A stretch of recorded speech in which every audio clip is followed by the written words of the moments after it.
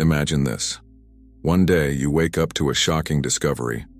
Over the past 10 years, every single cell in your body has been replaced. Not a single part of you remains from a decade ago. Your memories, fuzzy and evolving. Your thoughts, different from the past. So, if none of your physical body or mental processes are the same, are you still you? This is the unsettling reality behind the Ship of Theseus Paradox, a thought experiment that has puzzled philosophers for centuries. If a ship has all its parts replaced over time, does it remain the same ship? Or does identity depend on something more than just its physical components? Let's dive deep into the philosophical perspective to unravel the mystery of what truly defines identity. The story of the Ship of Theseus goes like this. Imagine an ancient ship used by the great hero Theseus. Over time, the wooden planks of the ship decay and are replaced one by one until every original piece is gone. Philosophers ask, is it still the same ship? But here's where things get even trickier. What if someone gathers all the discarded planks and rebuilds the original ship? Now we have two ships, claiming to be the Ship of Theseus. Which one is real? The one that was gradually replaced or the one made from the original materials? This paradox challenges how we define identity. Is something the same because of its physical parts, or because of an abstract continuity that connects it over time? And more importantly, what does this mean for you? Philosophy offers different perspectives on this paradox. Let's explore the most thought-provoking ones. 1. Mereological essentialism. You are your parts. This theory suggests that identity is strictly tied to its components. If an object loses its original parts, it ceases to be the same entity. In this view, if every plank of Theseus's ship is replaced, it is no longer the original ship. Similarly, if your body and mind have changed completely, you are no longer the person you were years ago. Implication: identity is not continuous. It's entirely dependent on physical matter. But this raises a profound issue. If you break a vase and glue it back together, is it the same vase? Or is it now something new? Think about people who undergo organ transplants or prosthetic replacements. Are they still the same person?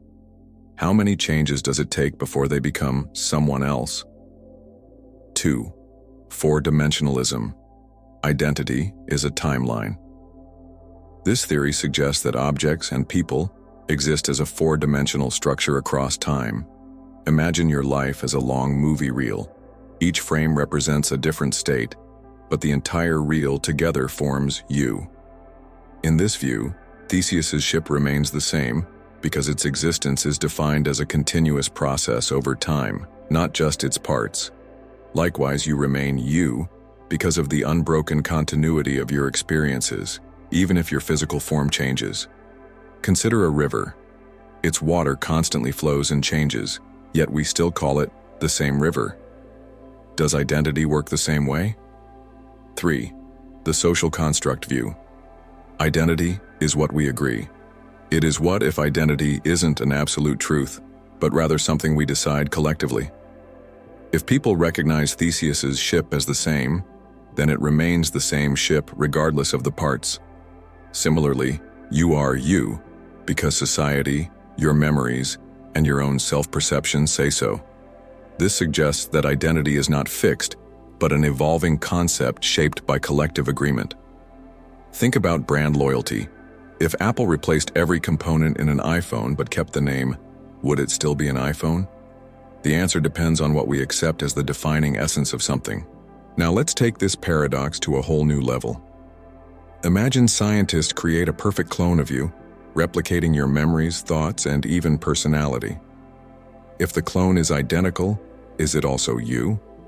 If you say no, then physical parts don't determine identity. Something else must. But if you say yes, then identity isn't unique, and there could be multiple you. See the problem? This paradox forces us to ask, is identity just an illusion of continuity, or does it require something deeper? But wait, if identity is always changing, what about responsibility, memory, and moral accountability? If you today are different from you 10 years ago, Should you be responsible for past mistakes? This leads to an ethical dilemma, one that we'll explore in the next perspective. Also, some argue that identity is tied to consciousness and awareness rather than physical or social factors. This aligns with existentialist views that claim we create our own identity through actions and choices. So which is it? A physical thing? A social label? A continuous process? Or something we actively define? If everything about you changes over time, are you still you? Or is personal identity just a convenient illusion? And here's the real kicker. If identity is fluid, then how do we determine moral responsibility? If you commit a crime today but change completely in 20 years, should you still be punished? Or does justice require a fixed, unchanging self? Imagine a world where people could legally escape their past by claiming they are no longer the same person. How would society function? Would morality collapse? Or would this redefine how we view justice and identity? What do you think? Which theory makes the most sense to you? Drop your thoughts in the comments. I'd love to hear your perspective. In the next video, we'll explore how the Ship of Theseus Paradox connects to metaphysics, where reality, existence, and identity become even more mysterious. Click here, and let's continue this journey together.